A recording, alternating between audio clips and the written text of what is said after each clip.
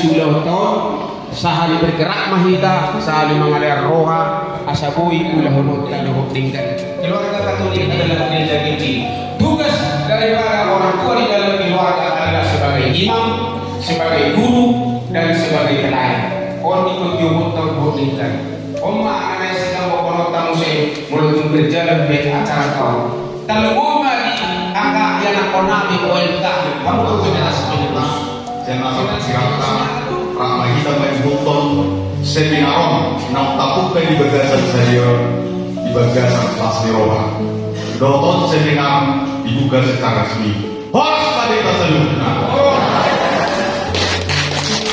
Akan gereja inkulturasi, gereja Katolik inkulturasi yang ada di sana maksudnya itu penyesuaian, penyerapan masuknya format gereja, pengertian gereja tentang gedung gereja di dalam rumah adat Batak Toba. Dan karena itu nanti kita akan bisa menerangkan yang mana ini dari adat, yang mana ini dari gereja Katolik, apa yang terjadi di dalam gereja paroki kita. Inkulturasi bukan hanya sekedar adaptasi penyesuaian lahiriah, tetapi suatu transformasi batin.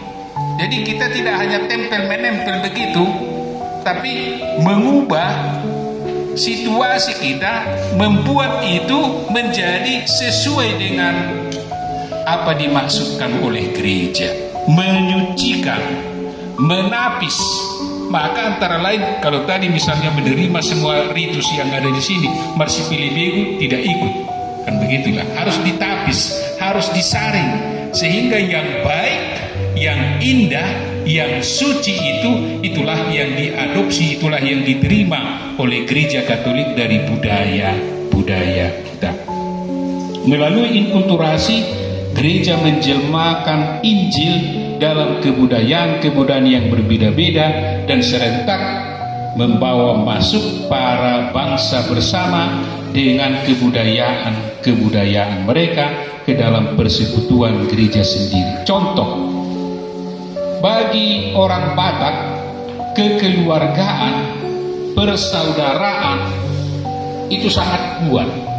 Yang mana maksudnya orang yang diikat secara darah, parpalio, itu akan membawa suatu kekuatan yang luar biasa. Misalnya bagi kita misalnya itu sobar pula-pula marat maromatu elek marpu.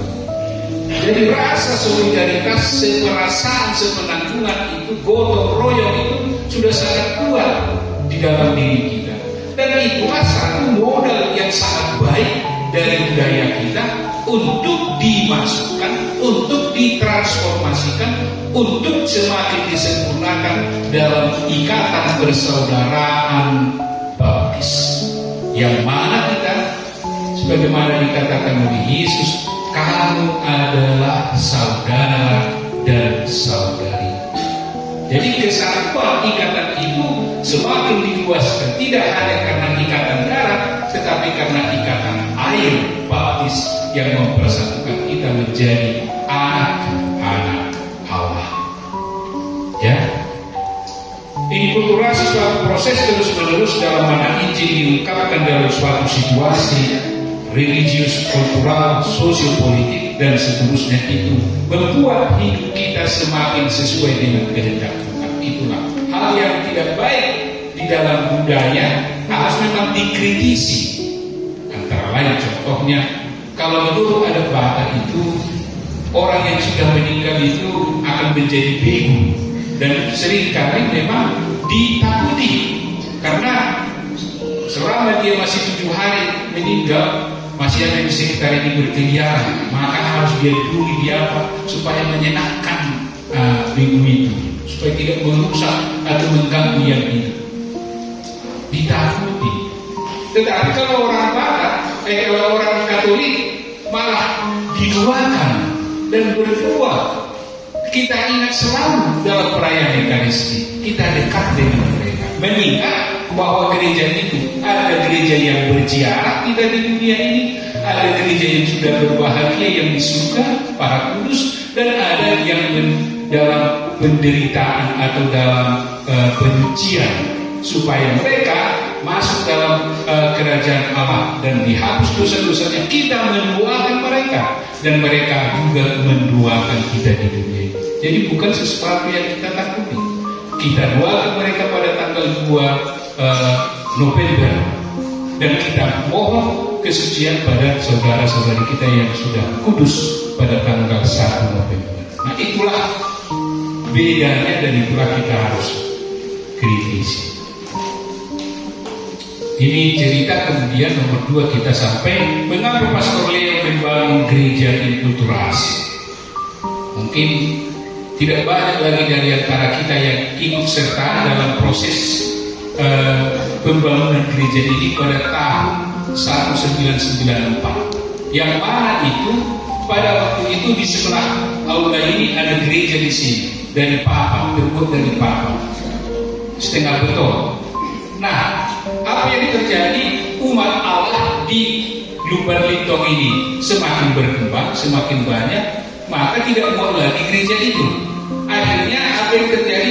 Mereka bergereja di aula ini. Jadi aula ini menjadi gereja pada masa itu.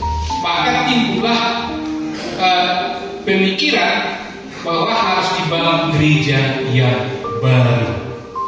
Nah, Pastor Leo pada masa itu ingin supaya gereja itu, karena Konsili Vatikan yang kedua 1965 pas masih hangat-hangatnya, ingin supaya gereja yang dicita-citakan oleh Konsili Vatikan yang kedua itu ada terwujud di tanah Batak ini, apalagi di Samosir ini sebagai pusat orang Batak. Maka hendaknya pemikiran beliau supaya gereja Katolik di Samosir maunya bernuansa Batak Toba. Dan karena itu dia memanggil para DPPH untuk rapat. Dan di dalam rapat itu beliau dengan ketua Dewan Paroki Pak Tambah menyampaikan ide untuk membuat gereja seperti rumah adat Batak. Dan semua orang pada waktu itu menolak. Mengapa? Karena itu nanti kita akan kembali kepada sepili biru katanya. Mengingat bahwa rumah adat Batak itu memang tidak hanya fisiknya sebagai kayu dan atap dan para dan kolong yang dibawahi, tapi itu punya makna religius. Karena itu dikatakan janganlah kita membangun gereja dalam bentuk rumah adat. Mereka pada waktu itu tidak setuju sama sekali. Baru sekian tahun, mungkin 3 tahun sesudah didinginkan dulu diskusi tentang itu, maka disetujuilah pada tahun 1993 untuk membangun gereja bernuansa adat Batak.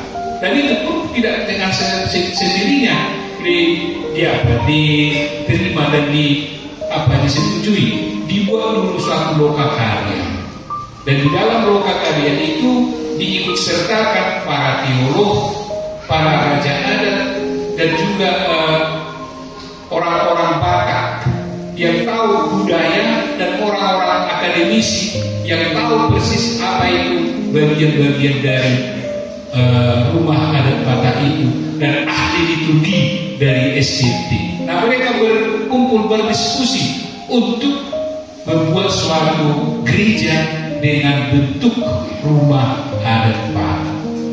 Panjang diskusi dan susah menyatukan ide. Tetapi pada akhirnya Pastor Leo bersama dengan Toga Nainggolan, kalau ada masih ingat di sini, mereka bersama membentuk semacam maket rumah adat Batak asli. Dan kemudian disampaikan kepada Bruder Anianus untuk melihat konstruksi dari rumah adat itu, bagaimana itu. Dan sesudah disempurnakan, si Bapak Toga Nainggolan inilah dari pangkat dibawa ke sini sebagai tukang sangat sederhana. Dan dengan pemikirannya yang sederhana itu mereka membangun selama 3 tahun, mulai 94 sampai 97 jadilah gereja itu. Kalau saya ingat pernah pas penggantian itu, tiang-tiangnya itu, fondasinya itu mungkin 3 meter ke bawah supaya kokoh tiang-tiangnya itu.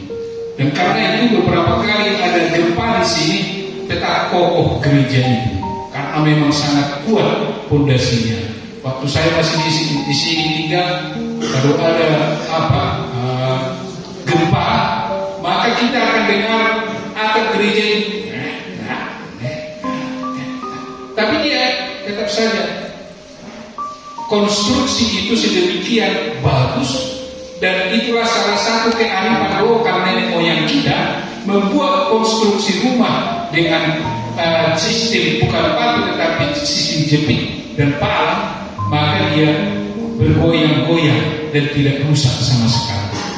Sementara beberapa kali bangunan di dekat pantai itu ditelan oleh gempa itu, ditelan, tidak nampak satu senti tidak terbuka tanah itu, lenyap bangunan itu, tapi dia di situ bergoyang-goyang saja.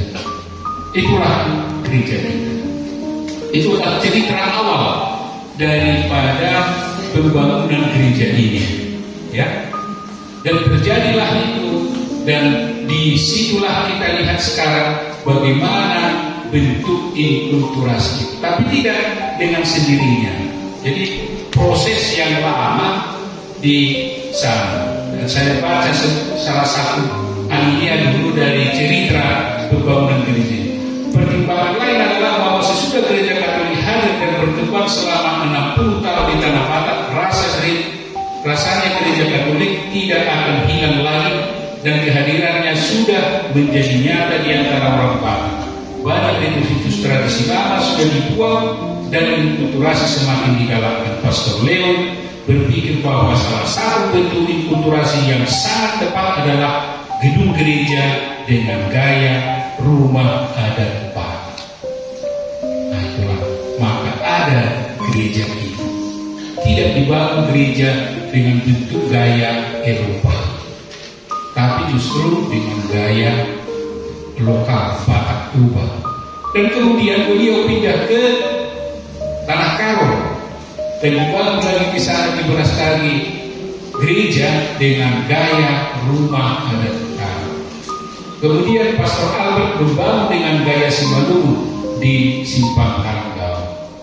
Dan kemudian, dan sudah lama sebelum di sini ada gerakan itu, ada kita kenal di Subul dengan gaya gereja Papa.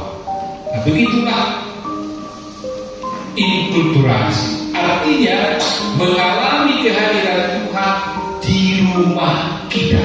Rumah Tuhan harus menjadi rumah kita. Rumah kita harus menjadi rumah Tuhan. Itulah inkulturasi. Oke, terang sampai di sini. Nah, kalau tidak terang tunjuk tangannya, karena penting ini.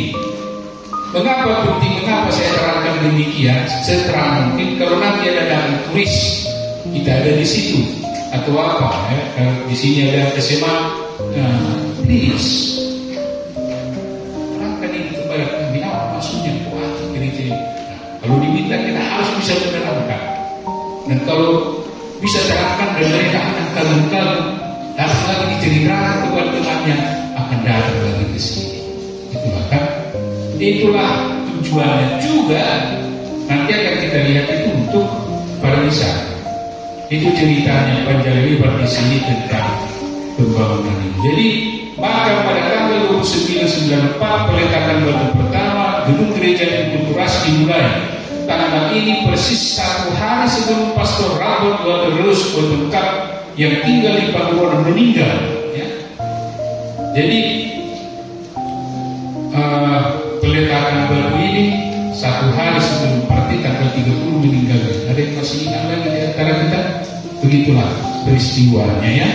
Jadi yang meletakkan batu pertama itu Monsignor Pius Batubara dan Bapak Kosmas Batubara sebagai Menteri Perumahan Rakyat pada waktu itu. Tidak kurang dari 3 tahun dibutuhkan waktu untuk membangun gereja Inkulturasi Panguran. Pembangunan dimulai 29 Agustus 1994 dan pemberkatan gereja Inkulturasi ini terjadi 27 Juni 1997. Dipotonglah 7 kerbau menurut cerita Pastor Leo. Dan salah satu kepala kerbau itu masih ada di museum itu, disimpan sebagai saksi pesta yang besar. Jadi gereja baru diletakkan di pinggir Danau Toba. Nah ini juga mengapa justru di situ diletakkan atau dibangun gereja, bukan di sini kembali atau di sana, tetapi dia diletakkan. Saya baca saja ini di keterangan dari pastor itu, gedung gereja baru terletak di pinggir Danau Toba dan menghadap Pusuk Puhi.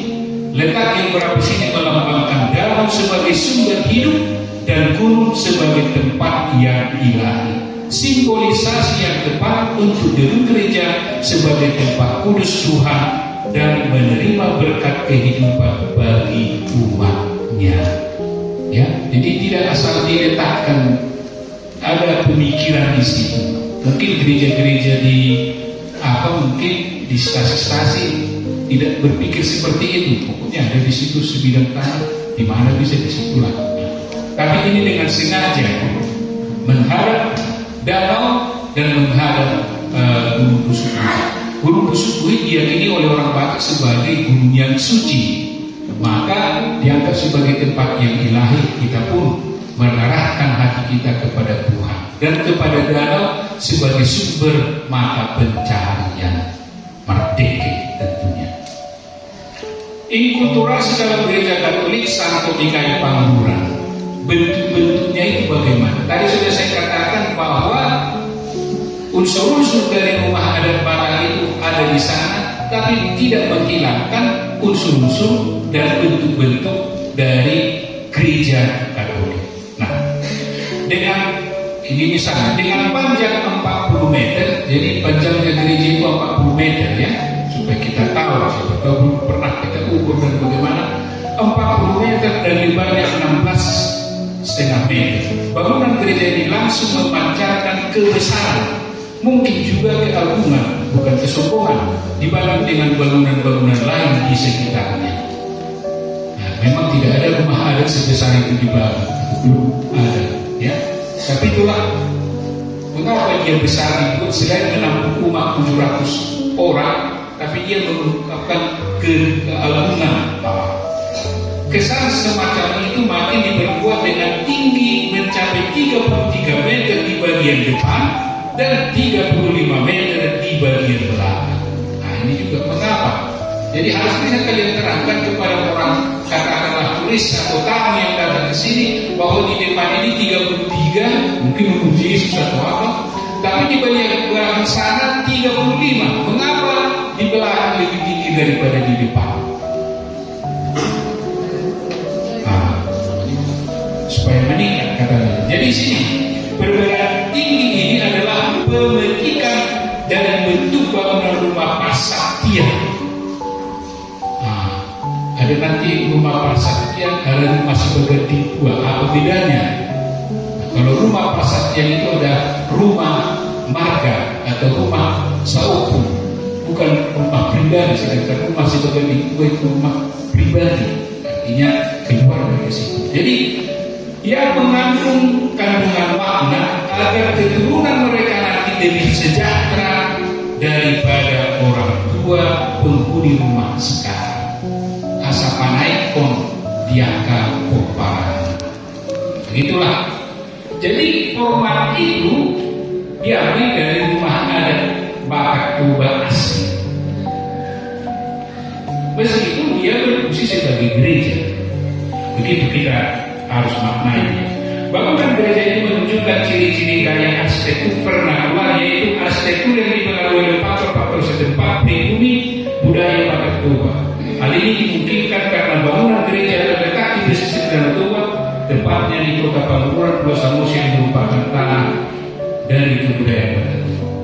Tampak depan bangunan menunjukkan perpaduan 3 buah wujud dasar, yaitu bidang 4 persegi panjang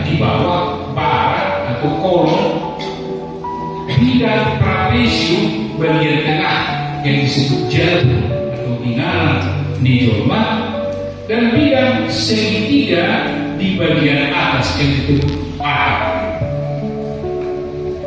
Jadi ada konstruksi segi empat, ada trapesium dan ada segitiga. Ini pun bentuk konstruksi yang dimiliki oleh rumah para Santiago itu juga dipakai dalam bentuk gereja. Bidang bagian bawah berfungsi untuk fondasi bangunan, bagian tengah berfungsi sebagai bangunan, sedangkan bagian atas berfungsi sebagai atap bangunan. Bentuk arsitektur bangunan yang bentuk besar dan tinggi serta bentuk dasarnya yang merupakan bentuk segi empat, trapesium dan segitiga yang tersusun vertikal menunjukkan kemiripan dengan arsitektur rumah tradisional Batak, walaupun secara dimensional masih terlihat lebih besar dibandingkan dari rumah tradisional. Hal ini selaras juga dengan warna-warni yang dipakai di sana, yaitu warna merah, putih, dan hitam.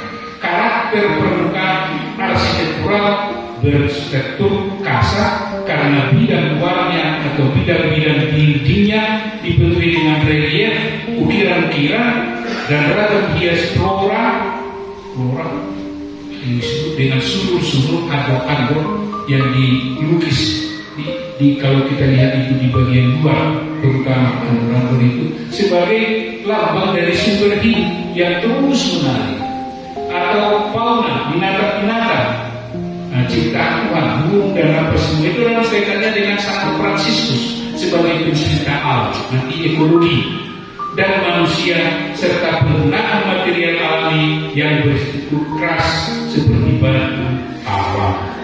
Nah, apakah watak inkulturasi terungkap dalam eksterior dan interior bangunan ini? Eksterior bagian luar, interior bagian dalam.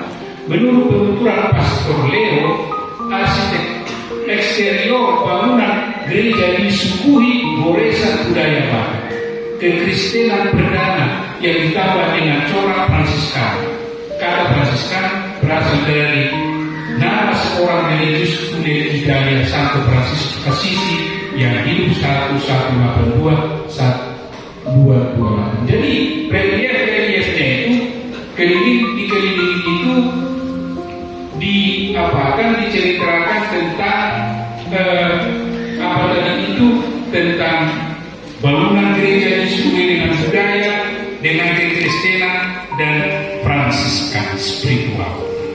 Untuk zaman kita, Santo Fransiskus dikenal sebagai pencinta pemelihara lingkungan hidup, dan Pastor Leo Justin adalah seorang Fransiskan Kapusin, pengikut semangat religius Fransiskus. Nah, kalau kita berhadapan dengan gereja ini, kita berdiri di depan gereja itu, di sebelah kiri akan kita lihat cerita kitab suci dari Perjanjian Lama, dan di sebelah kanan kita akan melihat cerita dari Perjanjian Baru. Dari kitab suci itu tentu tidak setiap halaman dilukis, tapi yang mewakili buku-buku itu diceritakan di sana, yang merupakan suatu cerita sejarah keselamatan umat manusia. Itulah yang terjadi di sana dari kitab suci. Berikutnya, pada masing-masing luar sebelah kiri dan dalam itu sudah tadi saya katakan. Lalu pada dinding yang sama diukir gambar cerita biblis, air bah dan Yakub misalnya dan seterusnya. Oke. Kemudian di depan, kalau kita ada cerita Perjanjian Lama, Perjanjian Baru, di depan itu akan ada kita lihat ulupau, penjaga dari rumah. Bahkan dipakai juga di situ ulupau, penjaga dari gereja itu, yaitu Roh Kudus, Roh Allah, dan juga Santo Mikael. Patung Santo Mikael ada di situ dengan ukiran dengan tombak untuk membunuh setan, membunuh ular najis. Jadi dikombinasikan di dalam seluruh cerita itu tentang apa itu kekristenan dan apa itu Batak. Kalau kita sesudah bongkarnya itu ke bawah lagi akan ada di situ Injil, ya, mulai dari Matius, Markus, Lukas, Yohanes, yang digambarkan dengan manusia, lembu, singa, lembu, dan burung rajawali. Itulah lambang-lambang dari kitab suci. Jadi sangat kaya. Kemudian di bawah huruf Paul itu ada Santo Mikael, dikatakan di sini, malaikat agung Mikael berperang melawan naga besar dan dia menang. Kemenangan yang dikumandangkan dalam nyanyian kemenangan sekarang telah tiba keselamatan dan kuasa pemerintahan Allah kita dan kekuasaan Dia yang diurapinya, karena telah melemparkan ke bawah pendakwa saudara-saudara kita yang mendakwa mereka siang malam di hadapan Allah kita, dan mereka mengalahkan Dia oleh darah anak domba dan oleh perkataan kesaksian mereka, karena mereka tidak mengasihi nyawa mereka sampai ke dalam maut. Karena itu bersukacitalah hai surga dan kamu sekalian yang diam di dalamnya. Celakalah kamu hai bumi dan laut, karena iblis telah turun kepadamu dalam geramnya yang dahsyat, karena ia tahu bahwa waktunya sudah singkat. Nah, itulah percampuran dan kombinasi yang baik antara rumah adat Batak dengan kekristenan. Jadi unsur-unsur itu ada di dalam. Kalau kita masuk dari pintu utama, kita akan lihat pada dasarnya memang akan tunduk, karena pintu aslinya itu kecil, dan itu dilambangkan dengan dari bawah kita masuk. Tidak seperti kebanyakan gereja dari luar langsung ke lantai kedua itu, tapi ini harus tunduk, melambangkan juga kerendahan. Kemudian kalau kita sudah di dalam, dan sekarang mungkin sudah dibuka, di dalam itu diadakan kita lihat di atas jendela itu adalah perjamuan dan kemenangan anak domba, dan di situ altar dengan bentuk rumah asli adat Batak itu ada di sana dua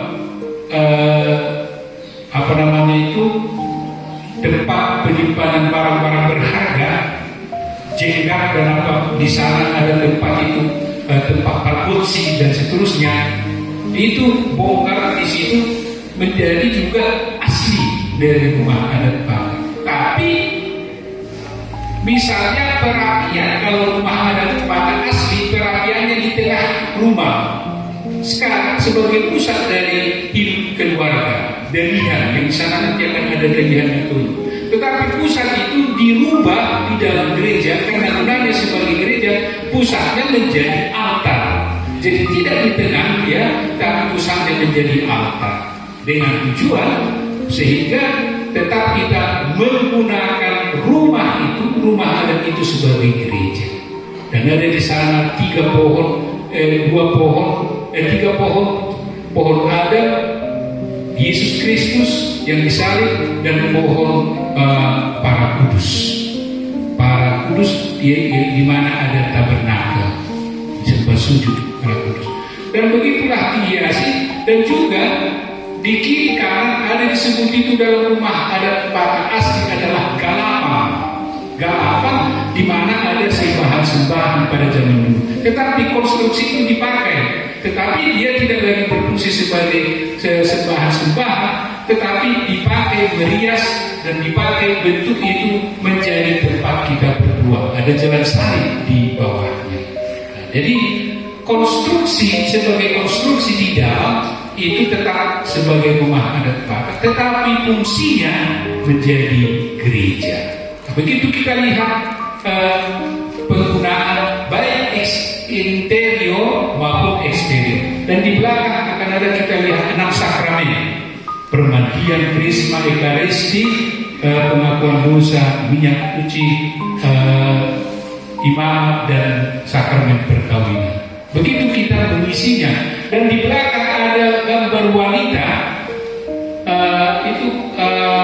Maksudnya itu antara lain para wanita kudus, tetapi sekaligus juga simbol dia paruja di dalam sebagai sumber kehidupan. Ya maka diarahkan dia kepada dolo pusuburi.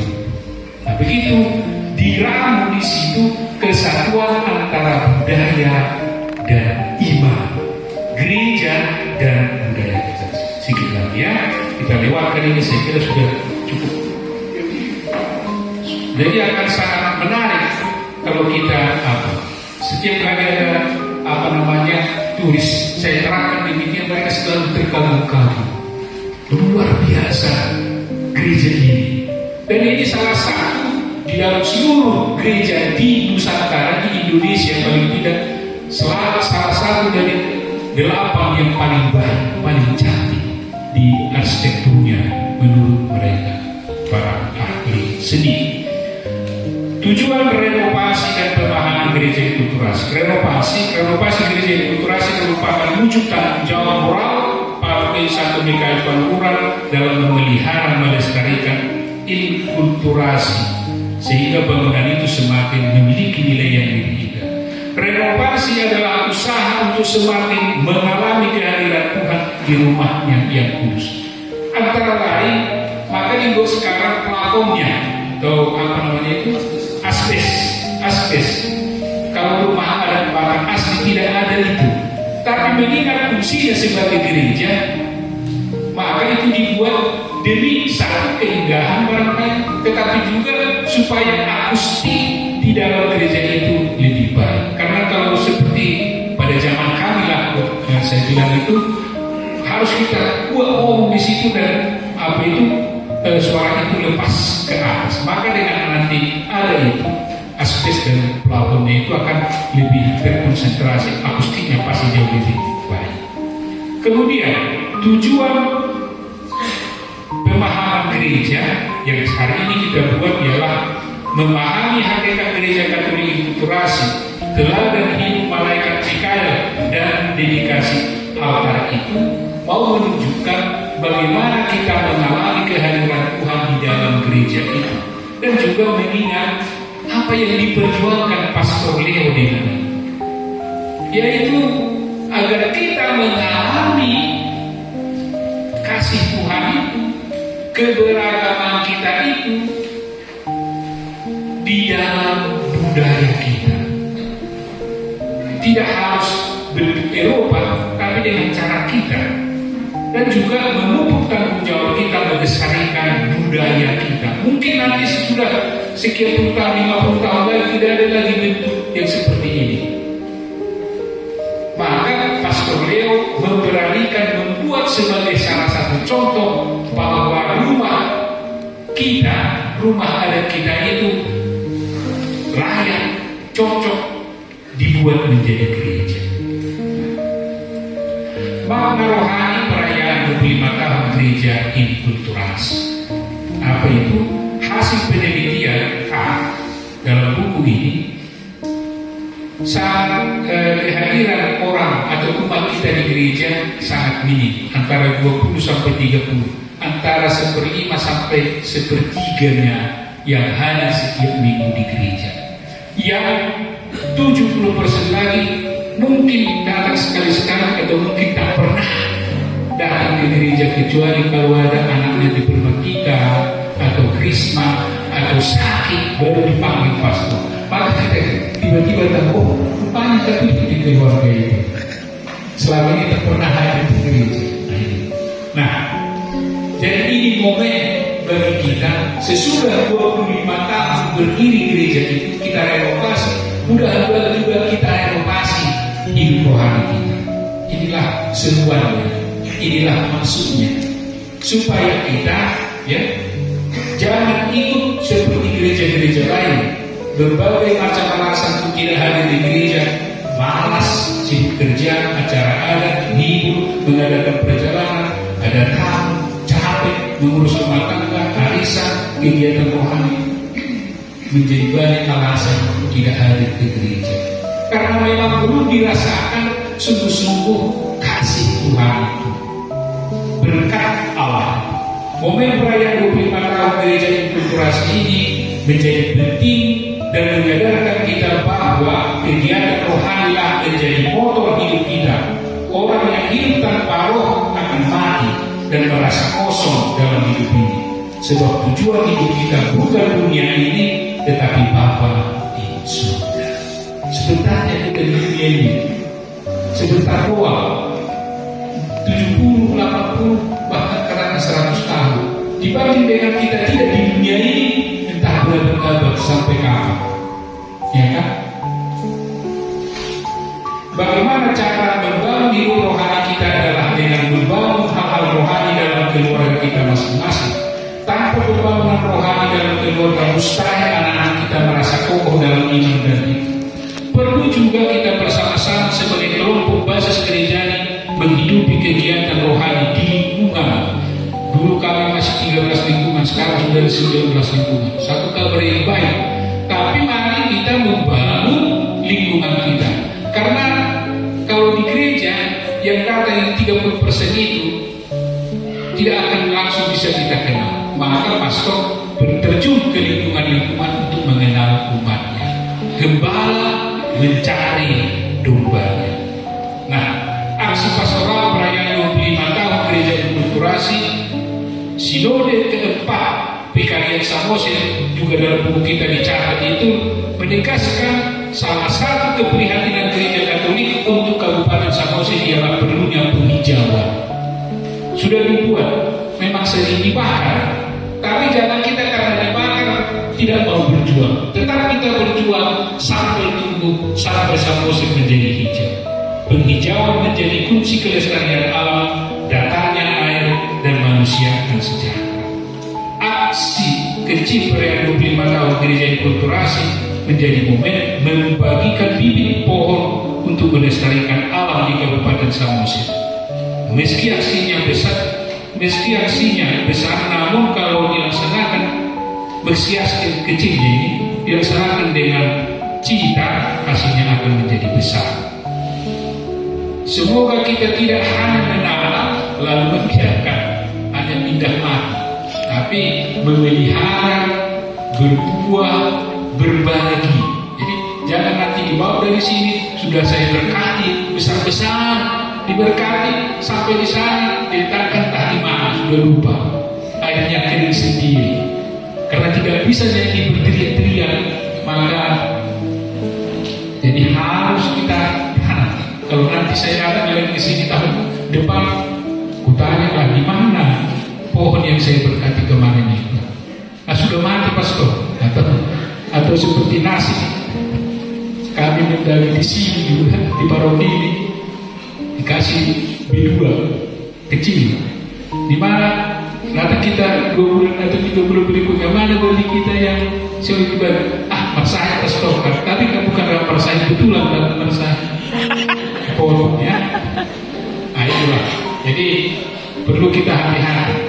Gereja Inkulturasi dalam konteks pariwisata, kita tahu bahwa Presiden Jokowi dan kawan-kawannya berusaha yang terbaik untuk Danau Toba dan orang di sekitar Danau Toba.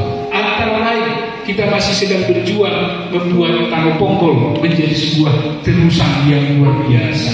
Karena itu, mari kita jangan hanya pemerintah pusat yang hektok untuk kita.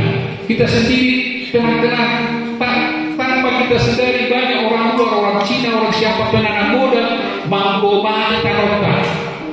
Ya, tanpa kita sadari. Kalau kita mulai dari dari toko sana ke sini, mungkin sudah setengah ini tanah orang luar. Kita nanti akan diusir dulu sana. Dan kalau tidak ada lagi dulu sana, kita terpaksa naik ke surga. Iya kan? Iya kan?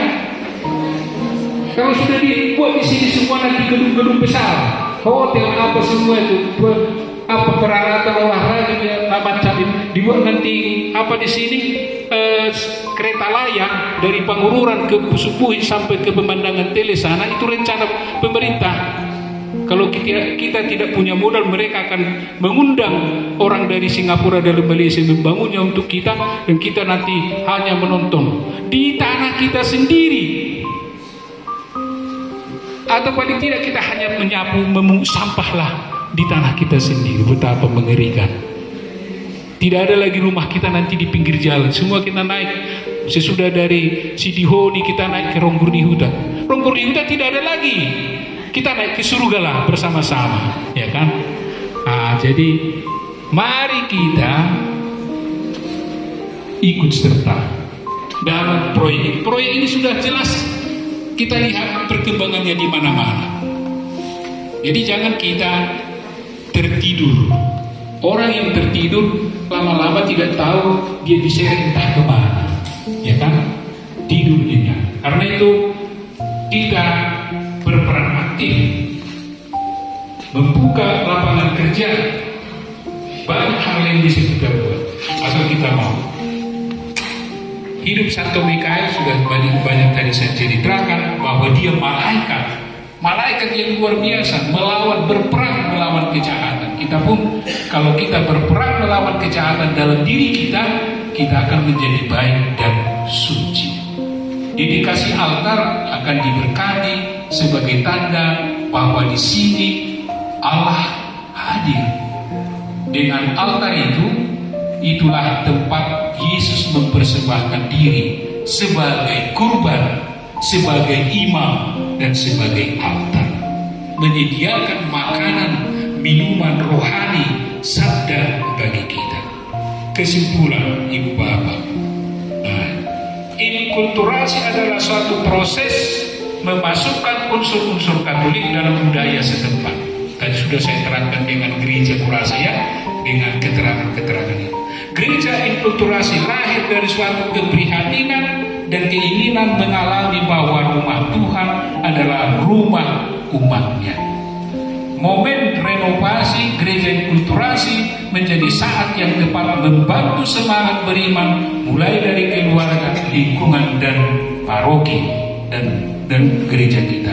Ikut serta melestarikan lingkungan merupakan suatu bukti bahwa iman kita berbuah dan kita siap menerima pariwisata di daerah kita ini. Jangan mau menjadi penonton saja. Jangan kita menjadi budak di rumah kita. Jangan kita mau hanya nonton dan hanya gigit jari. Mari kita aktif. Selalu saya jamitakan ini, khotbahkan ini selama saya di sini. Jangan mau lihatlah di sana di Perbaba dan semua situ ke sana pelan-pelan. Banyak di situ rumah hotel dan kita hanya melihat dengan mendongak mata kita, tapi kita sendiri tidak dapat apa-apa. Ya. Sekianlah dan terima kasih. Tuhan memberkati kita. Horas.